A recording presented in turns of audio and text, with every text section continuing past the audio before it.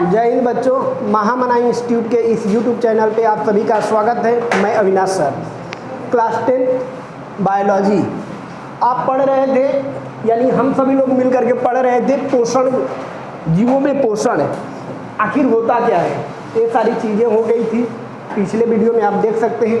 अब पोषण के प्रकार पढ़ना था, टाइप ऑफ न्यूट्रिशन, यानी पोषण ग्रहण करने के आधार पे जीव जंतुओं को कितने भागों में वर्गीकृत किया गया है या कितने प्रकार के जीव जंतु होते हैं। तो पोषण ग्रहण करने के आधार पे जो जीव जंतु होते हैं दो तरह के होते हैं। स्वपोषी पोषण, जिसको ऑटोट्रॉपिक न्यूट्रिशन के नाम से जानते हैं, और दूसरा होता है विषम पोषी पोषण, यानी हेटेरोट्रॉपिक न्यूट्रिशन के अंतर्गत रखते हैं। यानी जो स्वपोषी पोषण होते हैं इसके अंतर्गत हरे पेड़ पौधे आते हैं, जो या कुछ ऐसे जीव आते हैं जो अपना भोजन स्वयं बनाते हैं, यानी अपना भोजन बनाने वाले, स्वयं बनाने वाले जीव जंतुओं को ही हम क्या करते हैं, स्वपोषी पोषण के अंतर्गत रखते हैं। इसमें इसके अंतर्गत मुख्य रूप से जो आते हैं हरी वनस्पतियाँ, कुछ सूक्ष्म जीवाणु इत्यादि आते हैं। और विषम पोषी पोषण जो होता है, विषम पोषी पोषण के अंतर्गत ये ऐसे जीव जंतु आते हैं जो हरे वनस्पतियों या जीव जंतुओं द्वारा बने बनाए भोज्य पदार्थों पे अपना जीवन यापन करने का कार्य करते हैं। ऐसे जीव जंतुओं को हम क्या कहते हैं, विषम पोषी पोषण के अंतर्गत रखते हैं। आइए देखते हैं स्वपोषी पोषण होता क्या है।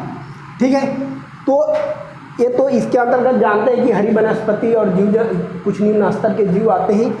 ये पोषण जो होते हैं स्वपोषी पोषण होता है, इसको दो भागों में वर्गीकृत किया गया है। पहला है रसायन संश्लेषी पोषण और दूसरा है प्रकाश संश्लेषी पोषण। देखते हैं रसायन संश्लेषी पोषण क्या होता है। जो रसायन संश्लेषी पोषण होता है इसके अंतर्गत आने वाले ऐसे सूक्ष्म जीवाणु आते हैं जो अपना भोजन प्रकाश की अनुपस्थिति में, यानी जिनके शरीर में क्लोरोफिल यानी हरित लवण नहीं पाया जाता है, वह क्या करते हैं, कुछ रासायनिक तत्वों का उपयोग करके या रासायनिक गैसों का उपयोग करके अपना भोजन बनाने का काम करते हैं। इसके अंतर्गत आने वाले जो सूक्ष्म जीवाणु होते हैं या माइक्रोबैक्टीरियल ऑर्गेनिज्म होते हैं, उसके अंतर्गत नाइट्रोसोमोनास और नाइट्रिकारक जीवाणु आते हैं। यानी ये रासायनिक तत्वों या रासायनिक गैसों की उपस्थिति में अपना भोजन बनाने का कार्य करते हैं। ठीक है, ऐसे जीवों को हम क्या कहते हैं, रसायन संश्लेषी पोषण के अंतर्गत रखते हैं। दूसरा आते हैं, देखते हैं प्रकाश संश्लेषी पोषण। प्रकाश संश्लेषी पोषण के अंतर्गत ऐसे जीव जंतु आते हैं जो प्रकाश की उपस्थिति में प्रकाश संश्लेषण की क्रिया द्वारा अपना भोजन बनाते हैं, और पृथ्वी पे सर्वाधिक मात्रा में प्रकाश संश्लेषण की प्रक्रिया द्वारा ही भोजन बनाने का कार्य किया जाता है। अब इसमें देखेंगे, इसके अंतर्गत आने वाले हरे पेड़ पौधे प्रकाश संश्लेषी पोषण की प्रक्रिया को संपन्न करने का काम करते हैं।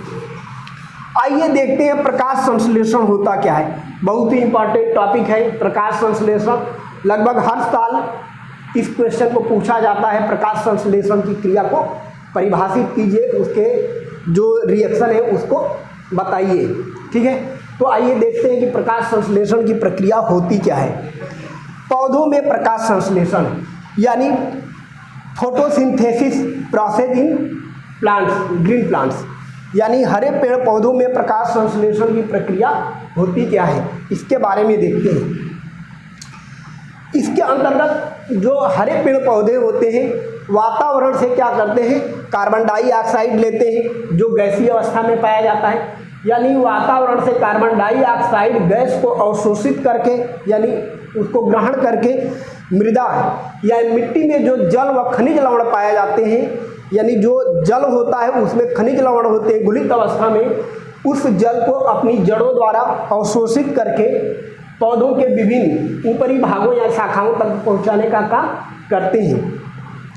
अब जानते हैं कि जड़ों से पौधों के ऊपरी शाखाओं तक, पत्तियों तक, शाखाओं तक जल को ग्रहण करके यानी अवशोषित करके पहुंचाने का कार्य जो करता है वो जाइलम करता है, यानी जाइलम के माध्यम से जल व खनिज लवण का पौधों के ऊपरी भागों तक पहुंचाया जाता है। और यह हरे पेड़ पौधे जो होते हैं प्रकाश की उपस्थिति में, इसमें मुख्य रूप से सूर्य का प्रकाश, ठीक है। कुछ पौधे ऐसे भी होते हैं कि सूर्य के प्रकाश के अलावा कुछ अन्य पौधे प्रकाश होता है, मध्यम प्रकाश, उसमें भी अपना भोजन बनाने का कार्य करते हैं, लेकिन मुख्य जो प्रकाश संश्लेषण होता है वो सूर्य के प्रकाश की उपस्थिति में होता है।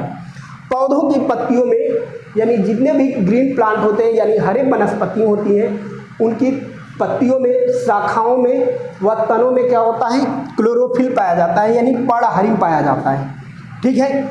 पर्णहरिम की सहायता से यह सूर्य से आने वाली प्रकाश ऊर्जा को क्या करते हैं, रासायनिक ऊर्जा में परिवर्तित कर देते हैं, ठीक है। प्रकाश ऊर्जा को रासायनिक ऊर्जा में परिवर्तित कर देते हैं और यह क्या करते हैं, ग्लूकोज का फॉर्मेशन करते हैं और इस ग्लूकोज का उपयोग अपने वृद्धि व विकास में करते हैं। बाकी जो जितने भी विषम पोषण वाले जंतु होते हैं, यानी हरे पेड़ पौधों के अलावा जितने भी पृथ्वी पे पाए जाने वाले जीव जंतु होते हैं, इस हरे वनस्पतियों द्वारा बनाए गए ग्लूकोज यानी इसी का उपयोग प्रत्यक्ष या अप्रत्यक्ष रूप से भोजन के रूप में करने का काम करते हैं, ठीक है।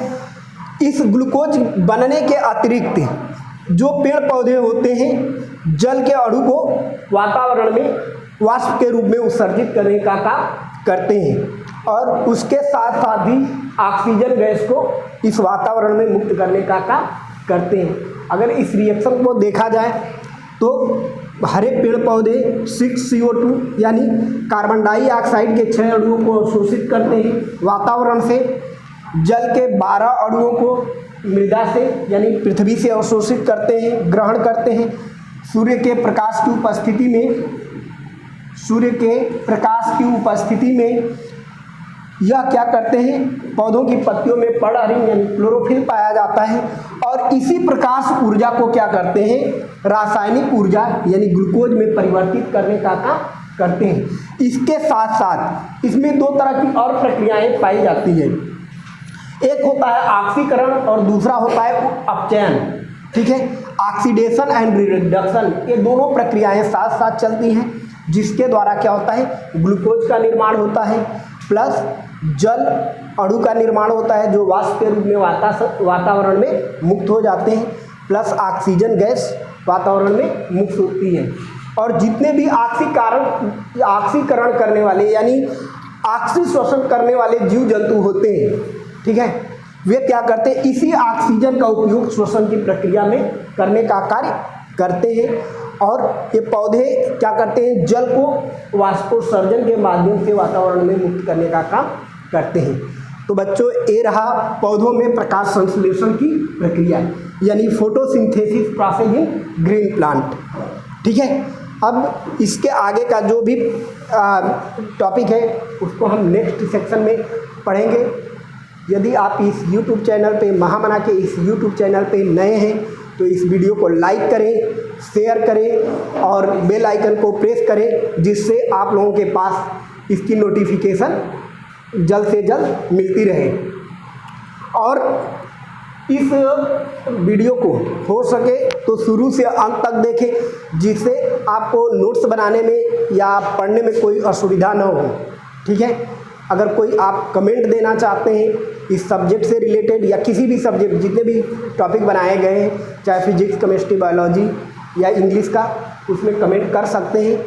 और जो चीज़ें नहीं समझ में आई हैं तो उसके लिए आप कमेंट कर सकते हैं। Thank you.